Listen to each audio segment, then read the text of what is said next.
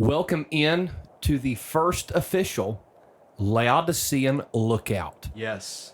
podcast, the official title of our new podcast. This is our second podcast that we've done, but we are now officially naming it the Laodicean Lookout. We asked your opinion on what to name it, and we just didn't like any of them. And so we were super close to naming it the Intruder Podcast, but we decided to do the Laodicean Lookout. Maybe we could like fuse them like the Laodicean Intrusion or something. But anyway, I don't know. The Laodicean Intruder. I feel like it's better if it's alliterated like that. The alliteration, yeah. That's definitely more IFB than an alliterated. Oh, yeah. The Laodicean Lookout, listening, whatever. Live show. Anyway. Oh, man, we've not had a video on YouTube in like a week and a half, Johnny. A week and a half, because me and El Jacobo here, Jacob, we went to Colorado to fish, and then we went to Indiana for me to preach. And we were going to do a video, right, or a podcast or something. We were going to do all this sorts of stuff before we left. And I told Johnny, I was like, no, I don't want to do that. So anyway, but we want to welcome you in, if you're watching this by way of YouTube, and you are, because it's not on anything else yet. Welcome in to the Laodicean Lookout podcast. My goodness, boys. I feel like we haven't done something in like months. Yeah, I know. It feels like it, but it's only been 10 days or something like that.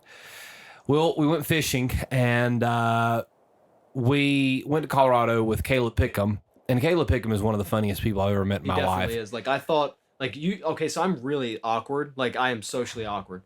And usually when I meet new people, I'm just like, it takes me a while to get used to them, and then I'll open up or whatever. Yeah. But him, it was like an immediate, like, we just hit it off. Like, he's really awesome. He is so fun to be around. So we went and we were fishing in Colorado, and that's like the best fishing anywhere. The fish aren't going to be like crazy big, but they're going to be for sure big enough to eat a fine meal. And they're also, you're going to catch a ton of them. Oh, yeah. And so Johnny, you're a big fisher. Right. And so usually here in the mountains of North Carolina, you're going to spend a couple of hours and catch 3 or 4 fish, in the streams, really casting out. Well, yeah, the first time I ever took Jake out, he was like not having. He literally just started eating the raw corn out of the can. He was walking around in his socks. Literally, this dude had on a polo shirt with sweatpants, black sweatpants, Yeezys that you gave him. I was like, Jake, you're gonna ruin those Yeezys. I was being careful. Yeah, and he took them off, but he had like boot socks on underneath that. And this dude's just walking around out there in boot socks, like getting all in the sand and the water with the rod. I made him hold my corn for me, my can of corn that we use as bait, and he's just like eating the raw corn. I was like, Jake, you know that me and Dawson have had our dirty fish gut hands down in there. He's like, yeah, that's how you tastes get good. immune to the coronavirus thing. Yeah, I hope so. So anyway, we took him out. He was like, I don't know if I'm going to enjoy fishing. He's like, I'm going out here with the anticipation I'm not going to catch anything. Here in North Carolina, but the fish you could catch some good sized trout. I mean, this past season I caught a 17.5 incher, and my boy caught an 18-incher trout. I mean, that's big trout. Yeah, those are huge trouts. Those are the biggest trout I've ever seen pulled out of that creek up there, that Where river. was this at? Laurel, up there in Laurel, right under that bridge where we went. Oh, dang. So anyway, we go out there, and instantaneously Jake just starts slaying the fish. Slaying them. Out of nowhere. Just like reeling them in. Well, he had a rig. I'm a single hook kind of guy. I like the challenge of catching a fish off a single hook. Well, Jake has a rig where he has three hooks on a line. And so he's just slaying the trout. Well, the second day we go up to this beautiful lake in the mountains of Colorado. Like we're above 10,000 feet at this lake. Jake throws in, he goes, oh man, I got a fish. This feels like a big one. It's really heavy. Yeah, it was like super hard to reel in. It was super hard to reel in. And he's over there struggling. I'm like, my dude is struggling. He's caught a stinking trophy-sized trout. I've never seen this done before. My hand to God, this dude reels in 3 fish at once. He had that line in the water for maybe 15 seconds, and he had 3 trout. He like threw them in like to a family of fish, just like a school of fish. Boom. Yeah, dude. 3. All of the hooks like got hit at the same time. Protest of fish. Just a Black Lives Matter protest of fish. Yes. Yeah. Oh no, we can't take that one. That'll lead to some really funny but inappropriate jokes. So anyway, and so he reels in and he caught 3 fish at once. Me and Caleb both, because I used a pole a few times with a rig on it, and he caught 2 fish at once, and I caught 2 fish at once. He did it like twice. I just did it once, but I've never seen a man reeling 3 fish at one time on the same hook. We got a picture of it. It was epic. I didn't even know what I did at first. Like, it was just like, because I've never really been fishing like that before. And he was slaying them all week long. Yeah. All week long. We caught so many fish. We ate fish every night. I cooked the fish. I cooked some good fish. It was good. It was good. Honestly was. The first night was, and then the first night was a little, and I had to tweak the recipe and the cooking time and all that. But I make some good fried trout, folks. Yeah, it was I'm just going to tell you. The second, third night. Anyway, Johnny, you got to go with us next time. For sure. To Colorado. You got to travel with us. Oh, yeah. Working's for fools, man. No, right? Working's for the weak. Yeah. We also went to Bishop's Castle. That was awesome. That was so cool. And it's really scary, too. It is really scary. Yeah. Well, it's not scary as in the fact that it's like haunted. It's scary because this dude named Jim, not Willard, not his dad Willard. When you enter the castle, the first thing it says is, because he has like all these homemade signs and like these like messages like spray painted on the wall. He goes, Jim started this castle, not his dad Willard. Let it be known. Let it be known. And so this guy named Jim, I can't even remember his last name. He just starts building this like stinking castle out of the rocks he's digging up out of the dirt in the Colorado mountains. Didn't look like it, though. I mean, it looked pretty good. Oh, it was a good... Yeah, you can just Google Bishop's Castle and see all the things, but it's like all like... Just like he welded a bunch of bridges and stuff, and you're like literally like 200 feet in the air, like just going across this like little metal bridge that he just like welded together with like random pieces of pipe and stuff. And it's super... I can't do it. The thing I noticed was the higher you got, was like the less well put together it was. Like, oh yeah, for sure. It started like shaking. The higher you got, definitely the more spotty of a work it was. Was just about to pull right out of the wall. Yeah, he had this one thing where you're like 200 feet in the air and it's like a golf ball looking thing. You can get up in it, and there's like a freaking wire just holding it together. Only thing holding you up. Oh my gosh. So anyway, but it's a super cool place. You can go there and look at it. But we had a good time in Colorado. Anyway, then we landed in Chicago. Gosh, we landed in Charlotte. And then... Chirac, yeah. We landed in Charlotte around 7 o'clock, and we drove straight through the night to Indiana. We got into Indiana at 7:15 in the morning, and I had to preach. I didn't go to bed. You fell asleep. Well, no, we also went to Peacock's meeting too. Well, it wasn't his meeting. What was that pastor's name? Oh, you're talking about the beginning. Yeah, we went over to Adrian Dominguez's in Aurora, Colorado. Heard David Peacock preach. Did a great job. He had a good church. He had a good side. A lot of people there too. But anyway, then we landed in Charlotte on Saturday. Drove straight through the night. I preached a King James Bible conference up at John Thompson's place. I stayed up. I stayed up for over 24 hours because we didn't nap. I took I'd dozed off for like an hour that afternoon, and but we had a good time at the King James Bible Conference. Yeah, we definitely did. That was a lot of fun. Churches don't do King James Bible Conferences anymore. Oh no, definitely not at all. I mean, that's Laodicea though. Yeah, this is why we're called the Laodicean Lookout, because all you churches need to start having King James Bible Conferences. It was a lot of fun. Oh yeah. It was so much fun. I mean, I got a lot out of it. Like, I just learned some new stuff. Yeah, probably the most awkward or weirdest time or whatever was when at the Q&A at the very end on Monday night. So this is actually something I want to talk about a little bit. At the end of the meeting, we did a Q&A session, and I can't remember who asked it, but somebody was like, hey, do you know anything about like the King James Bibles that aren't really King James Bibles? And I know what she was, or whoever it was, man, I can't remember, or asking about like if there's like corrections, or not corrections, but changes in King James Bibles. And there are like Bibles out there that say they're King James, but they change stuff. And so I said, you got to have an authorized Bible. And then somebody was like, what if ours isn't authorized? And I was like, oh, dang. I said, well, just see me after church and I'll let you know if yours is one that makes the changes. Well, little did I know there was like 7 people The lined whole up. church Yeah, just, like gathers so many around. people just like gathered around, lined up with their Bibles.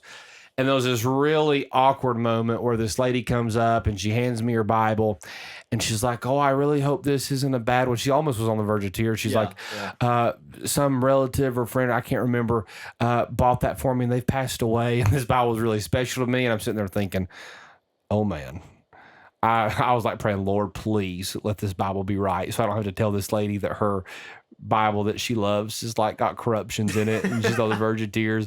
And I was in there thinking like, what if I find one? I'll probably just lie to this lady. Like, no, this is great. This is great. Have at it. You know? Perfect. This is what where did you get this Bible? I want one of these, no. But I was so relieved it wasn't. But there was another lady who had a Thomas Nelson King James Study Bible. And if you know anything about the Thomas Nelson King James Study Bible, what it does is it makes other changes, but one of the more significant changes it makes, and people don't think this is significant, but what it does is like, for example, in Luke 17, when you have, as it was in the days of Noe. So if you notice like in the New Testament, in Luke 17, I think it's like around verse 24 through 26, somewhere around there, it says Noe, N-O-E, and not Noah. In other places like Matthew 17 or 16, it talks about, no, it's 17. It talks about Elias. Well, that's Elijah. Mm-hmm. Romans 9 talks about the prophet Osee. Well, that's Hosea. I think it's Osee. It's either Romans 9 or Romans 11. I can't remember. I think it's Romans 9. But Osee, well, that's Hosea. Romans 10 talks about Isaiah. Well, that's Isaiah. So what the New Testament does, because the New Testament comes from Greek, the New Testament will take these Hebrew words, and in the New Testament, they're translated, differently. It's the same person. And so people say, well, what's the problem with changing the name from Noe to Noah? It's the same person. Well, number one, it's just like a big deal to mess with God's word, period. Like, right. You don't need to do that. That's wrong. That's strictly forbidden in the Bible. But it struck me. I'd never thought about this till I'm like checking all these random Bibles. This never struck me on what exactly the significance of it is, past just the fact that it's wrong and you shouldn't mess with God's word. Like, that's a good enough reason for me.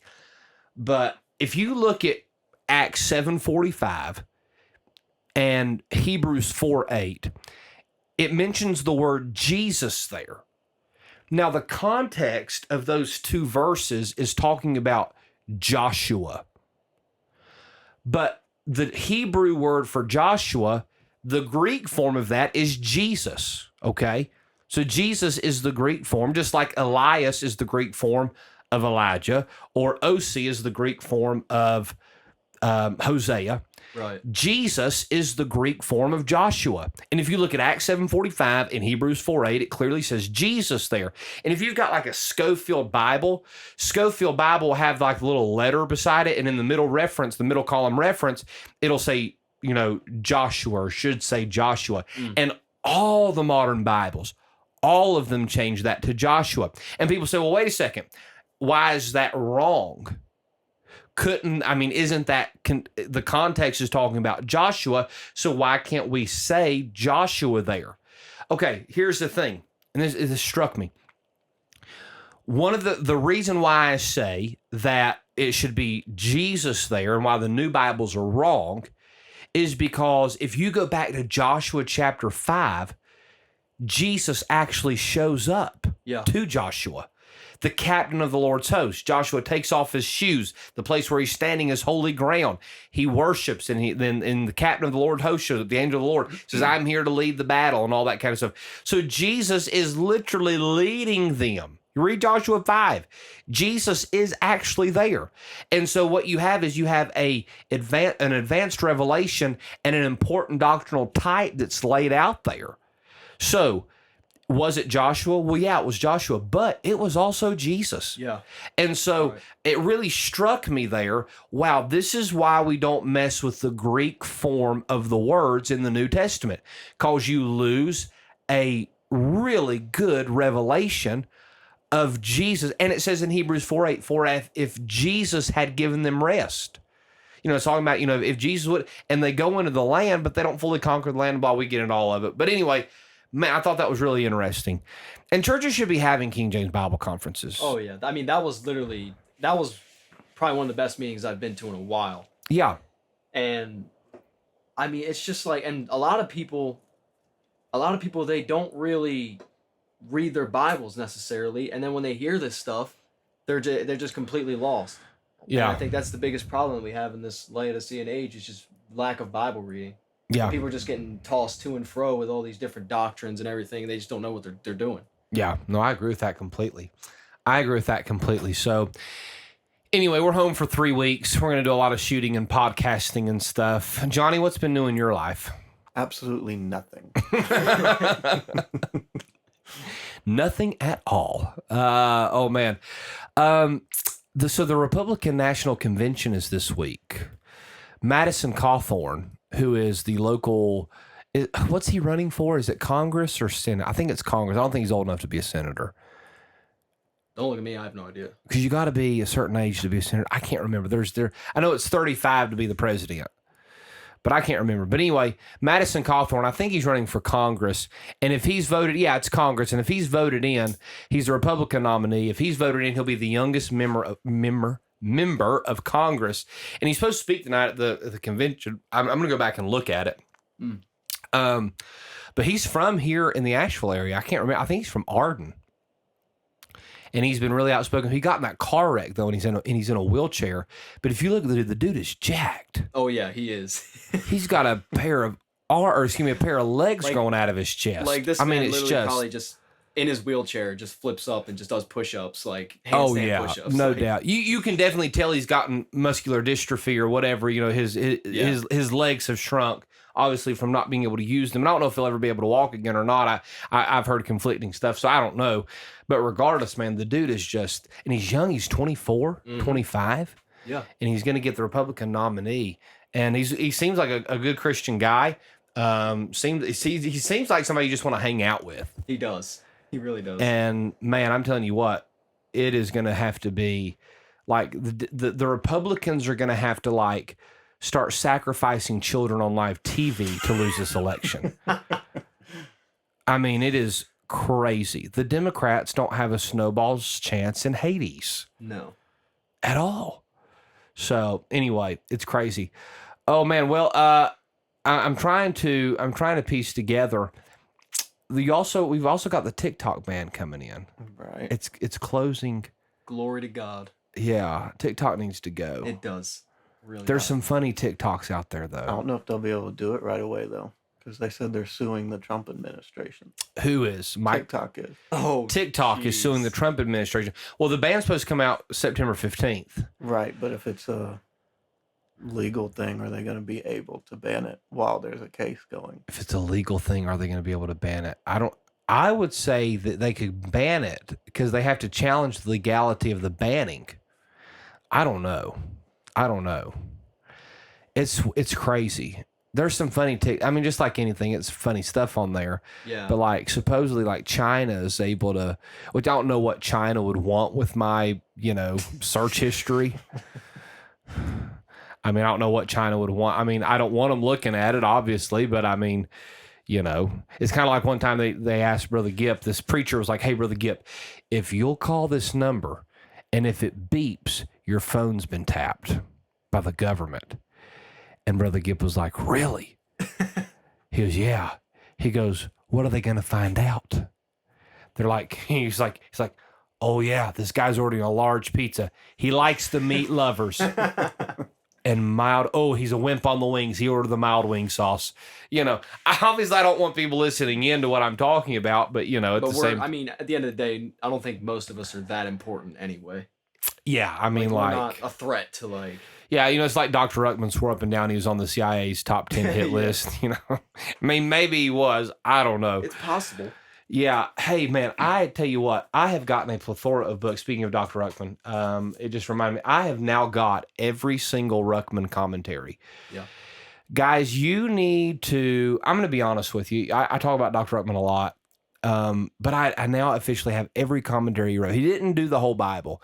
I think they're working on getting commentaries out, by him. You say, well, how's he dead? Oh, well, they're doing necromancy. They are communicating. No. Ouija boards. Ouija boards. Ouija boards. Necromancy, seer stones. That kind of stuff. Just the Witch of Endor. Yeah, the Witch of Endor. We're calling up, it's just basic stuff. No, they're putting together commentaries from his audio of his like for example, Brother Mark Brown, who is a great brother. He is a real big blessing in the ministry. He just sent me this. This is the book of Matthew, but it's the Pensacola Bible Institute classroom instruction of the year of 1976 and 77. So what they do is they can piece together a commentary based upon the audios from the classes, and some of his commentaries, like for example, Genesis and Revelation, to my knowledge, those are not ones that he wrote. They're just simply transcribed audios. You can tell the ones he wrote. I can read one and tell if he wrote it or if he didn't write it, just the way how it goes. But anyway, you need to get all those commentaries. I think you can get the whole commentary set for only like right under $500. Yeah, $459, is that right? Yeah, somewhere around there. I checked like right before we went on that trip to Colorado. I checked and it was like $450 or something like that for the whole entire set. Yeah, but I have probably gotten in the past, Jake, in the past 3 weeks, how many new books you reckon I've gotten? In the past few weeks? Like in the past, month. I've been very irresponsible. Oh, geez. It's not even, like, countable. Like, you've gotten a lot of books. It's probably it's no joke, probably been close to 50. It's, like I said, I don't even... It's probably been close to 50. I'm so irresponsible when it comes to spending money on books. I'm like a woman with shoes. And I've also had a lot of books given to me, though. Mm-hmm. But you need to get books. You need to read books. Your book. My book. Oh, yeah. Read that. Shameless plug. Divorced But Not Demoted on Amazon. Get it today. Oh, man. Well, I tell you what, we have... It's been so quiet the past week and a half because there's been no videos, no controversy. I know everybody disappeared. When everybody disappeared. Videos. Well, and I'll tell you what, a lot of people also disappeared after I posted that clarification video about Jesus burning in hell. Like, hear what everybody be saying. Here's all the quotes. Here's all the documentation. I'm probably going to write. I was really thinking about that today. I'm probably going to write a pamphlet on Jesus burning in hell. You should.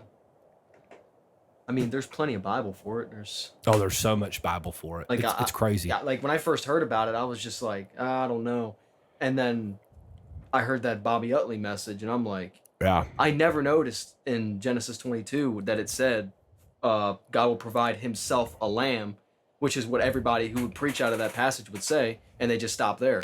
And he brought up as a burnt offering. Everybody who's tried to have a conversation with me, to say that it's wrong or whatever, Jake, you've been there for 2 of them. It's just, it's not, it's really not much of an argument. It's really not much of a conversation. No. It's just like, okay, do you believe he went to hell or not? No. Okay, well, okay. Okay, well, here's a verse. Do you believe it now? No, you're wrong. Are you Jehovah's Witness now? Wrong. You believe hell's not really hell? Whatever. So blah, blah, blah. The only reason why we're talking about it is because it got brought up again today. I did like a thing on some podcast for a guy, and whatever. But anyway, Bible Institute starting. Yes, the Bible Institute is starting in 2 weeks. It's September the 8th. Whenever that is that a week from? No, it's 2 weeks. It was 2 weeks from yesterday. 2 weeks from yesterday, September 8th. Asheville Baptist Institute. If you want to come, you need to sign up. You can go to AshevilleBaptistinstitute.com. We're an online school. I get asked if I technically need to look up the definition of a correspondence school because we are online. So I guess technically it's correspondence. I don't know. Almost all the correspondence schools that I've been to, though, you sign up for it, they send you the material, and you just kind of do it at your own pace. That's not how our Bible college is. You've got to keep up. We only let you get a month behind. There are new videos, put online every week. You go to the website, and I'm doing like David Peacock's college right now. And it's so different than ours. Ours is like live classes. So, to each his own. It's $50 a month if you want to go to AshevilleBaptistinstitute.com, sign up. But man, I'm telling you what, a man who goes to a institute like mine or Peacock's or whatever, they're going to come out knowing so much more Bible than going to where? To another place. Call it. No. Oh, Jake, you went to a Bible college. Yeah, I went to. No. A Bible college. You went to a Bible college. I went to a Bible college. Because I'm gonna kind of pick at it a little bit. So don't say the name. Right, there will be people who will know where you went. I mean, there's gonna be a lot of people who know where I went. I don't know. A lot of people, Jake. Yes, I'm very famous. All right. I was once known as the world's most modest man by some people. By some people, the world's most modest man. What were you doing? Like wearing burqas all the time? No, I would wear, like, me and Earl took a trip to Florida with his family, and I was literally wearing like hoodies and like jackets, like out in Florida, just walking around outside. Well, that's because you're a psycho, not because you're modest. That's probably true. I probably look like a straight assassin walking down the street. Yeah.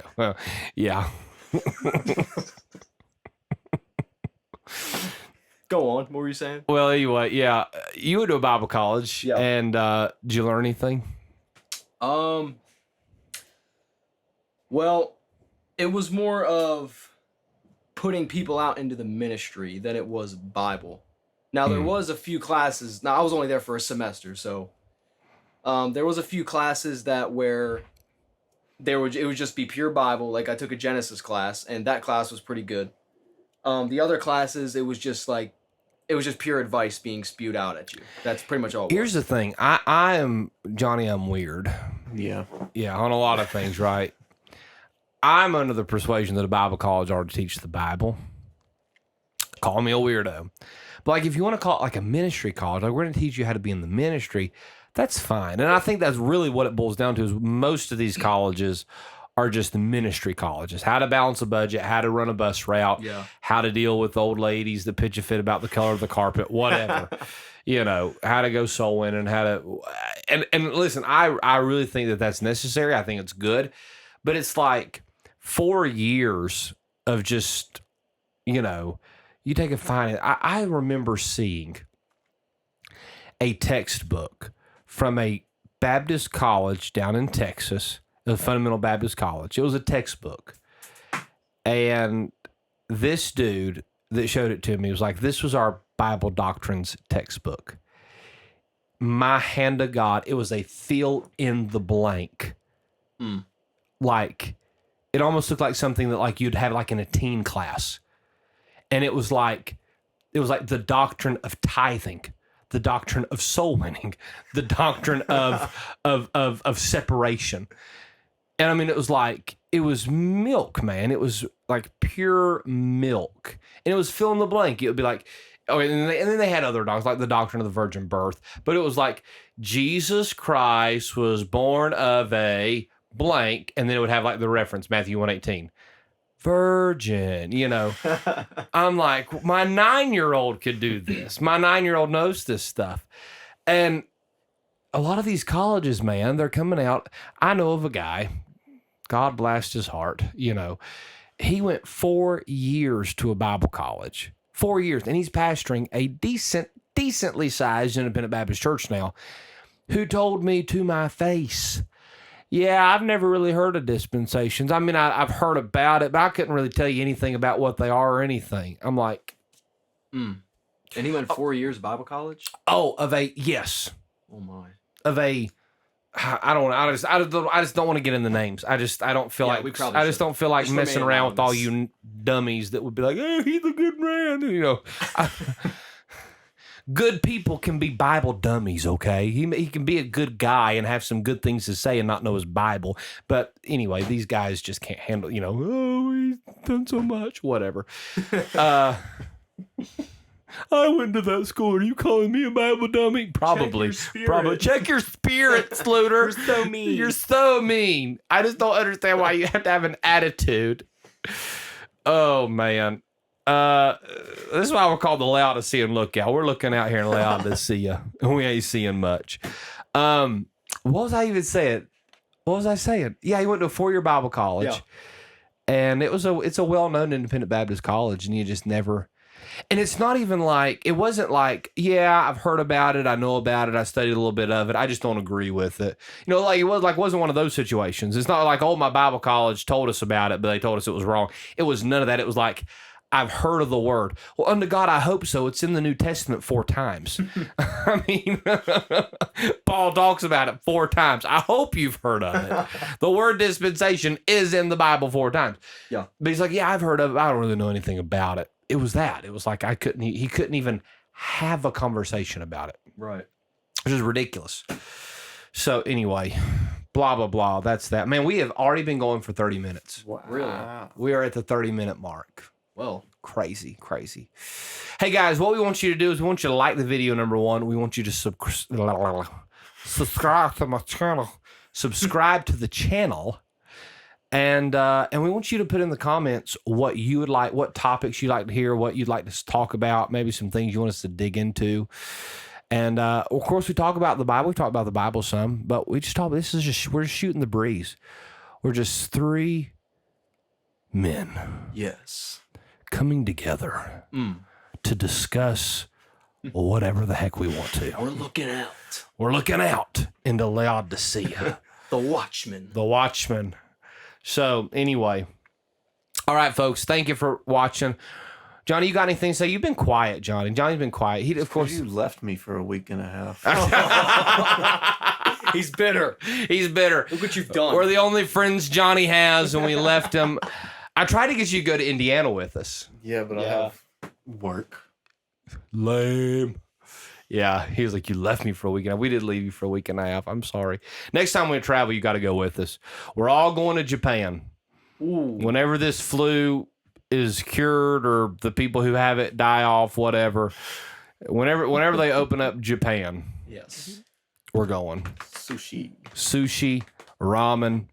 Dude, I'm just gonna like pack a lunch or something, bro. Like I'm just gonna pack like This is your 10 pounds of chicken. Your tenders. weight loss program is going to be us going to Japan because you don't eat nothing. That's true. This I'm man, fasting the whole time. We went to Olive Garden. I'm gonna be super white here for a second, like super, just like middle class white. I love Olive Garden. Everybody loves Olive. Everybody loves Olive Garden. If somebody says they don't love Olive Garden, they're lying. If they're white and they say they don't love Olive Garden, they're lying. That's all there is to it. I love Olive Garden, and I always get their 5-cheese ziti with Italian sausage. And I purposely said Italian because when I'm not thinking about it, I say, we're at the restaurant. I was like, let me get that 5-cheese ziti with that Italian sausage. I say Italian. Italian. That's kind of, I guess it's country or around here, a lot of people say Italian. But anyway, Italian. Yes, there you go. Italian. That sounds so weird. I'll have the Italian sausage, please. Italian. Yeah, Italian. I said it. Anyway, so I always get that, and it's so good. It's so good. And that little salad, or that salad bowl they bring out, well, it's got all the really bad lettuce, but it's okay because they smother it in whatever crack cocaine dressing they put all over it with the breadsticks. The breadsticks were my favorite part. So good. But anyway, we're at this restaurant, and like the pastor got like the carbonara, wherever it's called. I got the 5-cheese ziti, and you know, because one of the ladies got like a chicken Alfredo, which is good, you know, whatever. One of the other guys, can't even remember what he got. And then Jake's like, I'll have a small plate of spaghetti. And a sweet tea. Yeah. Oh, man. It was good, though. I'm sure it was. Spaghetti, chicken nuggets is basically his go-to. Listen, chicken if I tenders. can't pronounce it, I'm not going to eat it. It's just how it is. Well... So. I mean, you thought you'd never had soup before. That's true. You thought I got... That was literally just... I was brain dead at that point. You literally thought I bought you your first bowl of soup. Like, my brain just died, and I was... And then I said, you never had ramen? Oh, is ramen soup? And then you're like, okay. Then I was like, well, have you never had, like, tomato soup? Oh, yeah, I've had tomato soup. I was like, you got soup in the name. You ever had chicken? Yeah, I feel like you ever had chicken noodle soup. And then he goes, maybe I've had soup before.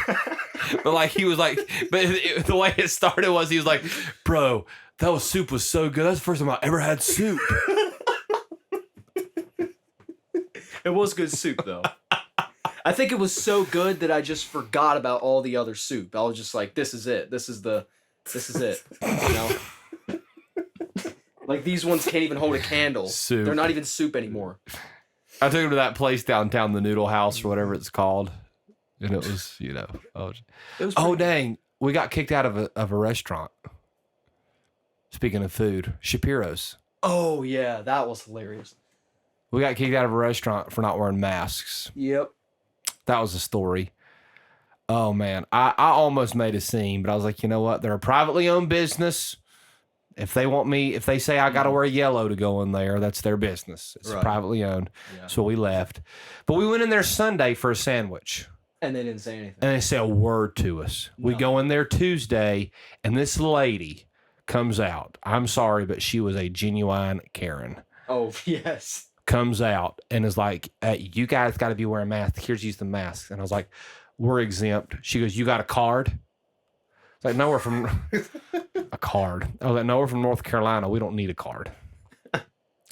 And then the owner comes. It was, whatever. There was like 3 people. So we just like, we didn't give them any. I was like, we were in here Sunday and we didn't have any problems. She's like, well, I was here all day that day and I didn't see you. I was like, we were here, lady. I mean, like, we'll throw hands. You calling me a liar, woman? Swing first. Swing first. My dad told me I could fight, but somebody has to hit me first. Oh man, but we let, and that's the thing. Like, let's talk about this for just a second. Then we got to get off of here. Like honestly, if they're a privately owned business, like they can tell me what to do. I mean, if they want to, I am such a firm believer in my property, my business. Leave if you don't like my rules. Like if I'm a baker, I've never baked anything. My wife, right before this podcast, right before we came down here, my wife was like, "Baby, what's active yeast dough?" I'm like, "Does it look like I'm probably not even saying what like? Do I look like somebody that knows what active yeast dough is? If I mean, I got some dough right here that's pretty active, Same. rising every day. But like if I owned a bakery. I was a baker and 2 queers came in and wanted to like have me bake a cake. No, get out of here. I'm not doing that. Yeah. I believe I have that right. But if you want to say you've got to wear a mask to come in my restaurant, like the dude literally said, I will not serve you if you're not wearing a mask. Okay. We put our trays back and we left. I'll serve myself. Thanks. I'll serve myself. Just let me behind that counter. He was saying something like they take away. They'll take away my business. Like, yeah, I mean, we could get into all of it because Brother Sachs called him. And listen, whatever. But at the end of the day, we just left. They have a really good pastrami sandwich. Shout out to Brother Sachs, by the way. Yeah, shout out to Brother Sachs, by the way. That's a good man, right? Brother Jeff, if you're watching this, you are a good man, and you're a blessing to me, and I love you. But it's a little Jewish deli. They had a great corned beef sandwich, had a great pastrami sandwich, and we were wanting to go back and get some more. It was right on the way home, and they said, you can't come in here without a mask. I said, okay, peace out. It ain't that good. Although, I mean, I tried some of it. It was pretty good. Although instead we went to McDonald's and got a Big Mac. Yeah, that made me kind of feel like garbage, but it made me feel like garbage that's too. That's just McDonald's. Like, and McDonald's always smells like throw up inside the restaurant. Like I've noticed here lately, it's gotten so bad. What? Dude, it does. To me, it always smells like throw up in there. Like a faint smell. Like, well, not even faint. Like definite, not strong, but a definite smell of vomit in the McDonald's. A definite smell of vomit. And when we were at that drive-thru, especially on the second window, it smelled like straight up vomit coming out of there. You say, well, that should turn your stomach. No, nothing turns my stomach away from a Big Mac. Nothing. Listen, you could put that sauce all over rotting fish. You're sick, dude. And I'd eat it. I don't know about all that. On a bed of lettuce with some sweet pickles, praise God. No, I love a Big Mac though. Man, where are we at? How did we get here? I don't know. Oh man. All right, folks, we're going to end the podcast. Hey, let us know. We're going to definitely, there's definitely going to be more Bible in these. We're definitely, but we want to hear from you. We've got the name, the Laodicean Lookout. And we're just going to be talking about a whole lot of stuff. And we want to hear from you what you want on the podcast, what direction you want it to go, what things you want us to talk about. Blah, blah, blah. So anyway, have it your way. Huh? Have it your way. Yeah, this is Burger King. Have it your way. Somebody said, I think it was Tony Hudson. He said one time, he goes, I don't like that Burger King religion. have it your way. He goes, I like that. Wendy's religion, old fashioned and juicy. Yeah. Yeah. Oh, man. Yeah. You know, one preacher said, if your preaching resembles the Joel of Texas more than the Joel of the Bible. And then the same guy said Cool, something. that's pretty cool. I like Yeah. that one. If you knew who said it, wouldn't be cool, but it is a good statement. Yeah, so I'm not saying his name. And I also don't feel like he's a good man, you know, whatever. Then there's another guy, or the same guy, he said, my ministry philosophies resemble Fred Flintstone, not Fred, not George, or no, resembles Fred Flintstone, not George Jetson. You're so profound. That's old paths. That's old paths. That's real old paths. Well, that's IFB preaching right there. Yes. It's probably alliterated. If he could alliterate that whole thing, it'd really be good. All right, folks, listen, we're going to jump off here. We love you. We're praying for you. And let us know. Like, subscribe, share. Put it in the comments what you want to hear. And we will do that. We will see you next week for another podcast. Be looking out tomorrow, Friday, Johnny. We've got a big video coming. Surprise. A surprise video. It's big. It is controversial. It's about a month in the works, and it's controversial. We're calling out some people. There will be literally names called. Screenshots taken and given. It's going to be a very controversial video, and I'm going to lambaste some people. I really am. So, and this is not clickbait. There's Sluder and that clickbait again. No. This is not clickbait. It is going to be good. All right, folks, listen, we're jumping off here. Until next time, be on the lookout here in Laodicea.